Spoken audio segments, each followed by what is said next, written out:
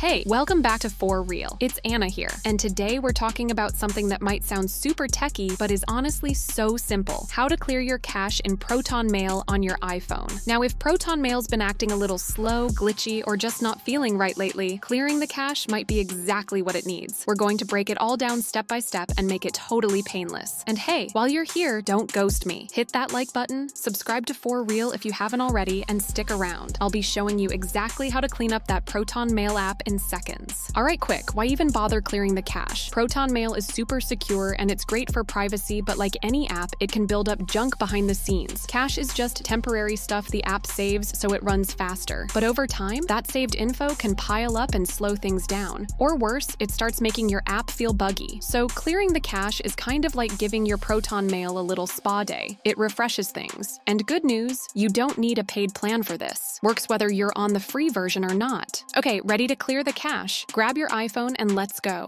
First, open your ProtonMail app. You're going to see the inbox right away. Now look in the top left corner. See those three little lines stacked on top of each other? Tap that. That's your main menu. Once that slides open, scroll down and tap on Settings. It'll be under a tab called More. It's got a purple vibe to it. Now here's the part that people always miss: scroll all the way to the bottom of the settings page. There it is, Clear Local Cache. Boom, tap it. That's it. You'll see a little confirmation, and just like that, ProtonMail cleans out its temporary files. Your app's feeling fresh. Hold up, it's really quick before we go any further.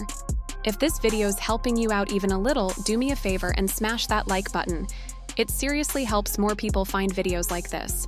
And if you've ever been annoyed by a laggy app and had no clue why, leave me a comment below saying that's so me.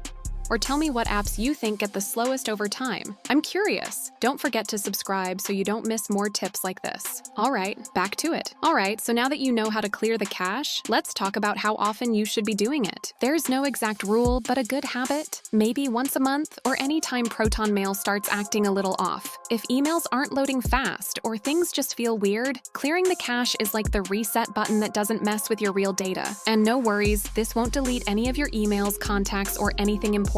It's just temporary files getting wiped. Think of it like clearing crumbs off your desk. Everything important stays put. And that's a wrap. Told you, it's super easy, right? If you made it this far, you're officially part of the tech cleanup crew. Your ProtonMail should be running smoother now, and you've got one more tool in your digital toolbox. Thanks for hanging out with me today on For Real. And remember, we're all about making tech make sense. If you've got more questions about ProtonMail or privacy apps, drop them below and maybe I'll cover them next time. Hit subscribe, ring the bell, and I'll catch you in the next one. Peace.